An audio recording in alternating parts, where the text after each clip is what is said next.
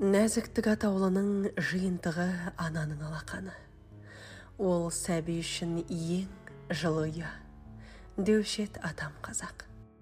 Асланамыздың аял алақанын, жұмсақ мінезін, қазақы иісін өзіміз атана болсақ та, қатты сағынып жүрміз.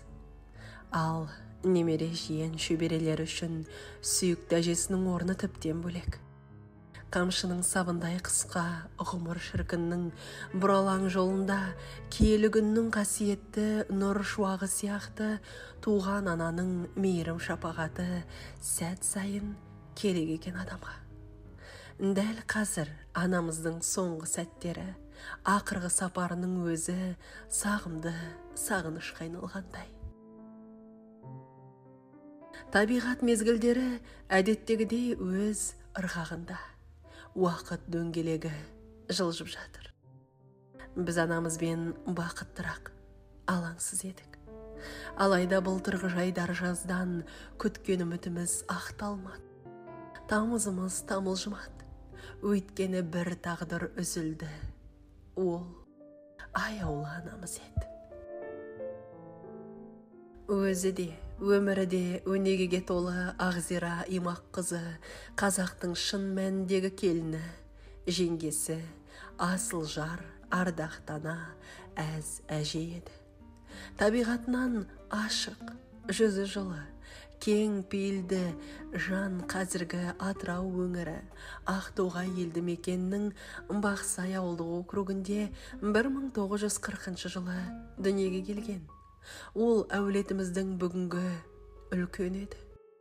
Кешегі үлкендеріміздің ізін басқан, солардың сарқытын ішкен, олардың көзі соңы еді.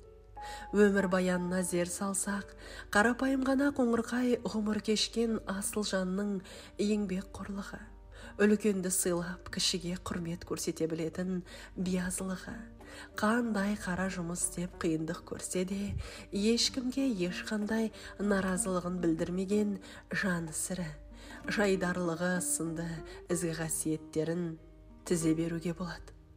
Өткен шаққа шегініс жасасақ, Ағзира анамыз 7 сыныптық білім алған. Әкесі Имақ жылқы малын бағып, оны өсіріп баптаумен тірлік етті. Ата кәсіпті нәсіп қылған әкесіне Ағзира жасөспірім кезінен көмектесіп қолғабыс қылды. Кейін 1961 жылы тұрмыс құрып, әкеміз Досшатов Сағидолламен бас қосты. Ғұмырының 60 жылдан астамын осы әулетте келін болып өткізді. Оның жақсылығын, адамгершілігін ағайын туыс, көзін көргендер үнем аузынан тастамайды. Кешегі бар үлкендерімізді көрді. Олардың қолдарына жылы су құйды. Алдарына адал да дәмді асын қойды. Ешқайсының алдынан кесе гүлденең өтпеді, қарсы келмеді. Басы артық сөз айтпады. Үлкендеріміздің ақ батасын алды. Сол батаның арқасы шығар. Аяулыда асланамыз бақытты өмір кешті. Ұзақ жасады. Қонақ жай еді, сондықтан да үйден қонақ, мейман, жолаушы арылмайтын, үзілмейтін. Ол үй шаруасына пысық, отында шабатын, суда таситын, шөмшекте, тезекте теретін. Қартайған ата-енесін, шиеттей балаларын, сүйікті жарының барлық көңілінен шығып, бір өзі бар шаруаны дөңгелететін. Осынау күн сайын қайталана беретін көбең тірліктен шаршау дегенді еш білмейтін. Өмірге құштар жан еді. Уақыт өте келе жаз жайлауын, қыс қыстауын тастап, Кеңшар орталығына келген кезде әкеміз Сағидолла жүргізуші мамандығы бойынша еңбекке араласса, ал анамыз байланыс бөлімшесіне қызметке тұрады. Негізгі жұмысы газет, журнал, алыс жақыннан келген хат хабарды иесіне уақытылы жеткізу.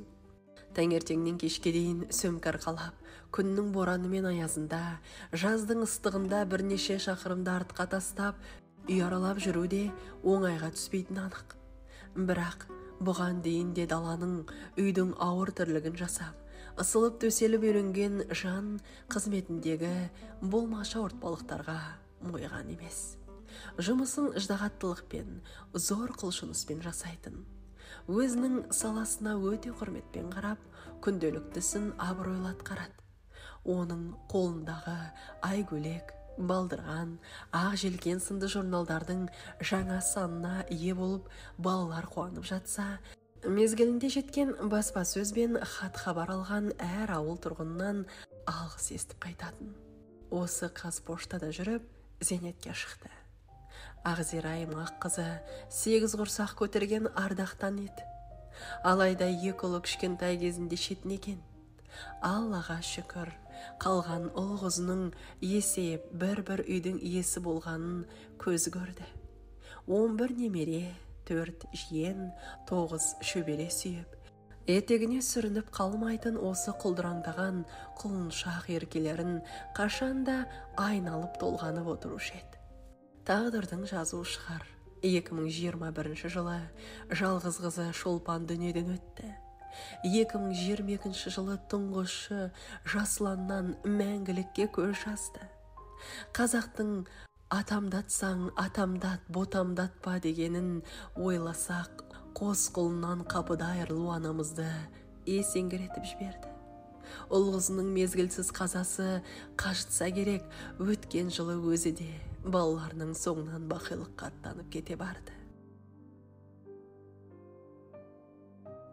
Өмірден өз өтсе де, кешегі көз көрген, құлақ естіген, жүрек сезген ардақты анамызбен бірге болған шуақты күндер естен ешбір кетпейді.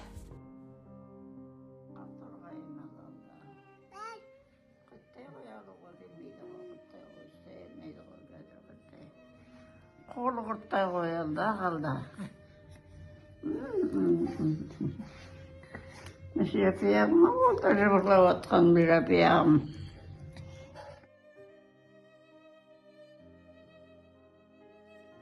Өмір деген тағдырыңның өткелі. Өкініш сол, тұрақтамас өтпелі.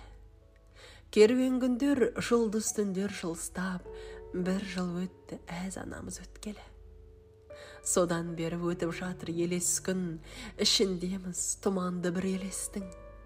Жылы сөздер айтылғанмен қаншама, дәл өзіңдей жұбата алмас бізде ешкім. Жаныңыз күншіл емес, күндей едің, сый құрметін асырған ердей ерін. Ағайын мен туысты бөліп жармай, барша адамға әділ һәм бірдей едің. Құдағиды сырласындай жақын тартып, жол бермеушен кірбің сөзге бас артық. Қол созуға дайын ең мұқтаж жанға, әр сәттен таба білген бақыт шаттық. Үлкендерін ауылдың қадір тұттың, түгендеуші еді әулеттегі бар мен жоқты. Шын жанашыр жан едің туыс үшін, алып келген шаңыраққа бақ пен құтты. Ұрпағыңнан қамқорлығыңды аямадың, келіндерді қызыңдай аяладың, өсірдің тәрбиелеп немерені, жемісін беріп жатыр саябағың. Жанымызға ыстық еді алақаның, елестетер шуақты дала таңын. Мәуелі бәйтерегең, саяңыз құт, қорғанға қарлығаштай балапаның. Өшірме өзің жаққан шырағыңды, жүректен сағынғанда жырағылды. Алдыңнан шығып дәйім жақсылығың, жұмақтан жазсын тәңір тұрағыңды.